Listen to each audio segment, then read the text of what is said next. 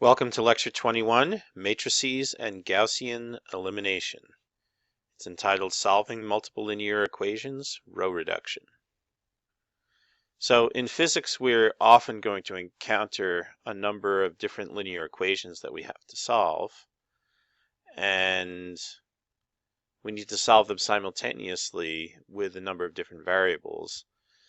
They take the form AX equals B, where A is an m by n matrix, X is an n-dimensional vector of unknowns, that's what I'm trying to solve, and B is an m-dimensional vector that is known.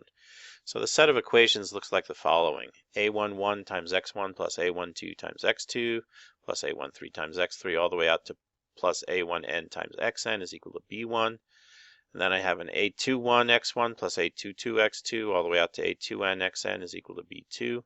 And then this continues all the way down to am1 times x1 plus am2 times x2 all the way out to plus amn times xn is equal to bm. And so those are m different equations in n unknowns. And in general, there may be no solutions, there may be infinitely many solutions, or there may just be one solution. Now your book discusses the general case when m doesn't equal n. Here we're going to focus on the square case, which is the most common case that you'll encounter when m is equal to n. So I have the same number of equations as I have unknowns. And the strategy for solving these equations is called Gaussian elimination. The goal is to create a triangle of zeros in the lower left part of the matrix. And once you've done that, then you can solve the problem by what's called reverse substitution. We're going to describe the procedure in detail next, but in practice you really have to see some examples before you get the idea, and then you really have to actually do some examples yourself before you really figure out exactly how this method works. So here's our set of linear equations that we had before. Our goal is to set and create zeros in the lower left triangle. So we're going to begin by multiplying the second row by A11 divided by A21, and then we're going to subtract the first row from it. And that will produce a 0 in that first element in the second row. And then we're going to do the same thing with the third row and the fourth row, removing that first element by subtracting the first row from it after multiplying by an appropriate factor. And then I'll have a column of zeros everywhere except for the first element in the first column. And then I do the same thing starting with the second column, although here I'll start from the third row and I'll subtract the second row from it and create zeros for everything beneath it, and so forth, proceeding all the way down until we get to the nth row where we'll stop. When we get to the nth row, I'll have zeros everywhere except for some number multiplying xn is equal to bm. And then I can solve for xn. And then we go upwards up the chain. We look at the m-1 equation, then the m-2 equation, all the way up to the first equation, substituting in the answers we got for xn, xn-1, etc., all the way up, and then we'll be able to get the solution. So this is what the form will look like when we've got it in this lower triangle of zeros. You can see that that first column is all zeros, and they're all zeros underneath as well.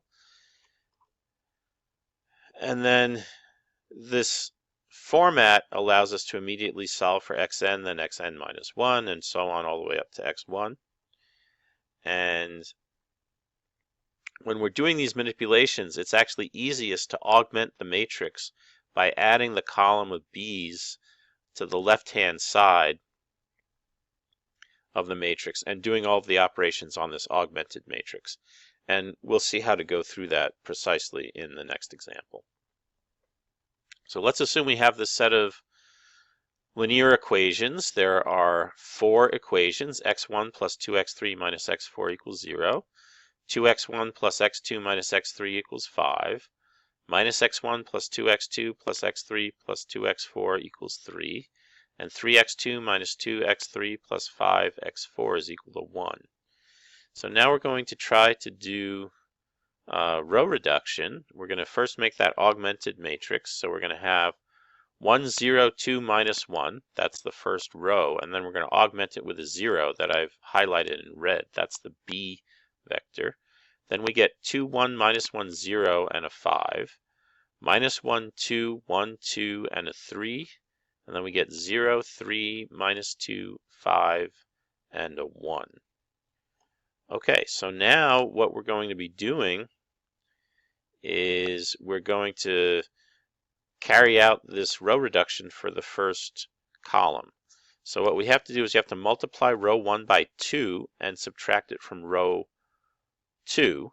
And when I do that, I'll get the first element will be 2 minus 2, which is 0. The second one will be 1 minus 0, which is still 1. The third will be minus 1 minus 4, that becomes minus 5. The fourth becomes 0 minus minus 2, so that becomes 2. And the fifth one becomes 5 minus 0, that stays 5.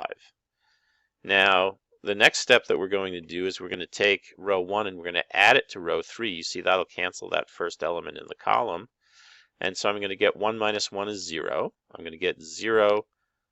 I'm going to get 2 minus 0 is 2. I'm going to get 1 minus, I'm sorry, we're adding it. 1 plus 2 is equal to 3.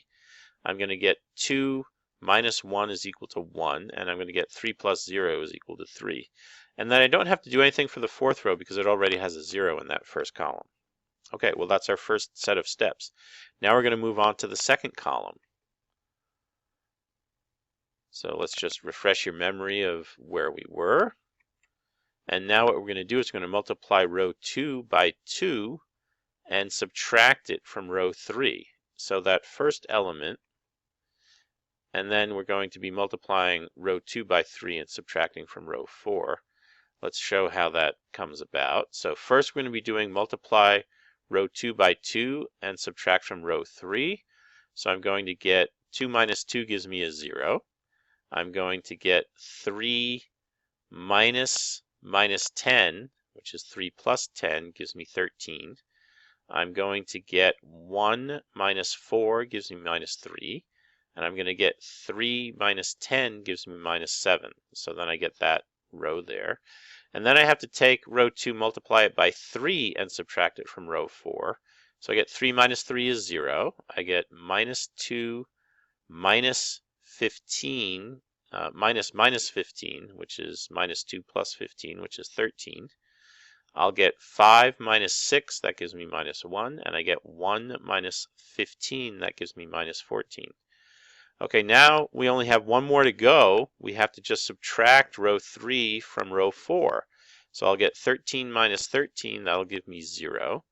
I will get minus 1 minus minus 3, that'll give me 2. And I'll get minus 14 minus minus 7, that'll give me minus 7. And so our final matrix now is got this form, and you can see in that lower left corner we have that lower left triangle of zeros. And that's the goal in row reduction. And so now we have to look at what is that lowest equation. We're going to now solve for it. Here I'm writing down for you what all the solutions are, but we're going to take it step by step.